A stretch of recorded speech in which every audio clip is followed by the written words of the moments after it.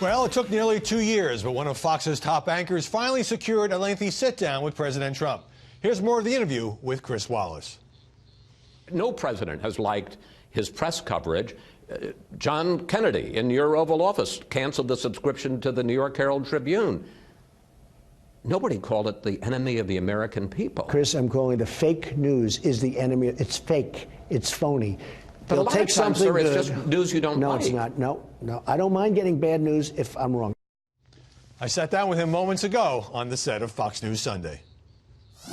Chris Wallace, welcome. Good to be with you on Media Buzz. Fascinating interview. The president says, I don't mind getting bad news if I'm wrong. What did you make of that, since the president very rarely admits that he is wrong? Exactly.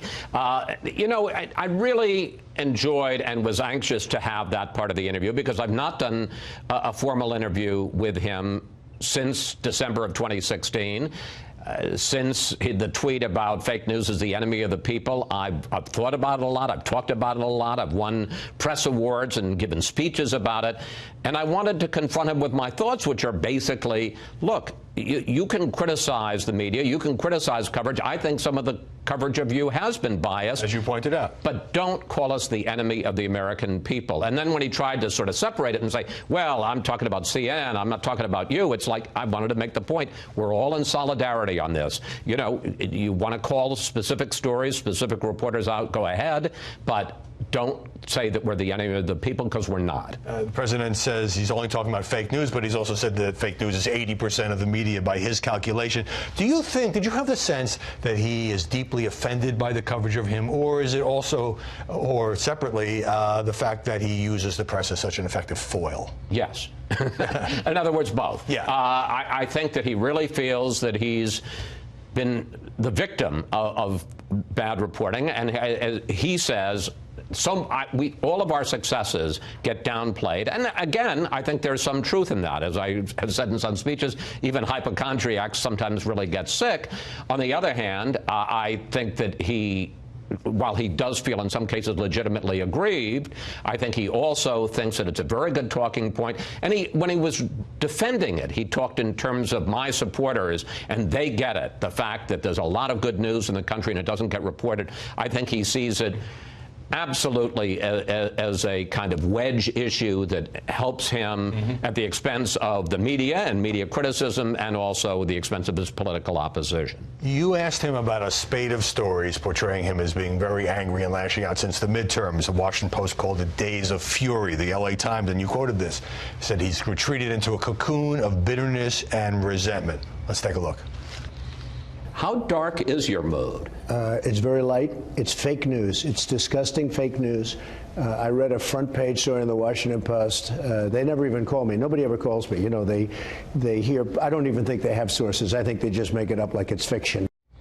These are two of his favorite lines, that many of the sources are made up and that nobody ever calls me, as if a reporter can just call up and get the president on the line very quickly. Right. And the Washington Post did quote a senior White House official on his behalf in that particular piece. Right. First of all, it was the first question I asked because, one, I was legitimately interested. I also thought, you know, there's a lot of tough stuff I wanted to ask him about. I wanted to ask about the Mueller investigation, about staff changes, about Khashoggi, and I thought, let's just talk about you. We know this president has no problem. The way the question began was, let's talk about the state of Donald Trump. And it was interesting to me, and I will say, not just in the interview, but just the entire time. We spent about an hour with him, the better part of an hour. He was very upbeat. He seemed very comfortable, very at ease in his own skin. I have to say, because it was the first formal interview in these 2 years he's been president, very at ease being the commander-in-chief. He has his command of his brief. He is comfortable in the Oval Office. I mean, he's the president, and he knows it, and he's very much at ease with it. Now, maybe he's mad to staff, but I would say that he was very good-spirited despite some tough, challenging questions in our interview. Well, in addition to pushing back on the notion that he's angry and lashing out, and maybe some of those stories are overstated, although clearly he's gone on the attack a lot. He said the White House is running like a well-oiled machine. That seemed to be pushing it a little bit. Yeah, and I would say, you know, as the line goes, I wouldn't be lending any money at this point to either John Kelly or to Kirstjen Nielsen. I mean, he gave them far less than full-throated endorsements. Can you imagine a president saying about a chief of staff ever, well, there's some things about him I like and there's some things about him I don't like. I mean, I remember when Ronald Reagan made a very, very mild statement about Don Regan when I was covering him in '87. We all knew right away he was dead. It certainly didn't give credence to the notion that he's definitely staying as chief of staff through 2020. But let me ask you also, it had just broken when you sat down with the president, the judge's ruling for CNN restoring Jim Acosta's credentials in that lawsuit against the White House. And he kind of said it was no big deal. We're going to play that later in the program, Chris. But right after that press conference, let me take you back, you went on the air and talked about how you, as a former White House correspondent, felt about Acosta's behavior. Let's take a look. I've never seen anything like it. I covered the White House with Ronald Reagan for 6 years. I mean, most of the people there were serious reporters asking serious questions, but Jim Acosta, I thought, embarrassed himself to death. And after that, a CNN executive did something extraordinary, put out a statement attacking you and saying, hey, Chris, Acosta doesn't work for state TV. Must be hard to sleep at night. What did you make of that? I slept fine that night. Well, they were pushing back, and then I doubled down on it a few days later because people were asking. It was obviously a hot story. And I noticed that whoever the person was at CNN, who I'd never heard of, didn't fire back. There are two things. Like a lot of things in life, there can be two things that are both true. One, I thought that Jim Acosta embarrassed himself. I thought he misbehaved. I had never seen anything like it. I covered the White House with Sam Donaldson. We were pretty aggressive with Ronald Reagan, but the idea that you'd stand up, first just to say, begin your question by saying, I want to challenge you, Mr. President, and then continue to ask questions, and then when you're told to sit down, to keep standing up and even kind of fight off an intern, I was astonished by it. Having said that, but then the White House pulls his credentials. Holding his pass was clearly a bridge too far, and it was a mistake. The president, in his answer to my question about it, and subsequently in a no big deal, I think they were stung by the fact that they lost and that they were, to a certain degree, trying to downplay a defeat. I will say I had talked to a couple of White House aides beforehand, and before the ruling came down, and they said, we're hearing at 60-40 we're going to lose. So they weren't shocked by the ruling by the judge. Yeah, but it did put most of the media, including Fox News, in the position of siding with CNN. But that's not the same as condoning Jim Acosta's behavior. But that's a distinction that you just made, but that sometimes gets lost on people. Absolutely. I had this experience a half dozen times during the campaign. What would you say is the most challenging thing about interviewing Donald Trump? You ask him a question, and he will give you an answer, but sometimes there's a lot of other stuff around it.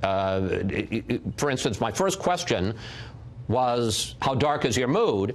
And he proceeds to go into, he's fine, which kind of would have been the answer, but then he talks about the White House, then he went into the cemetery, and on and on. Right. And so you end up having to edit him, not in any way to censor him, but because you're trying to get the answer out of the camouflage, out of the underbrush. Mm-hmm.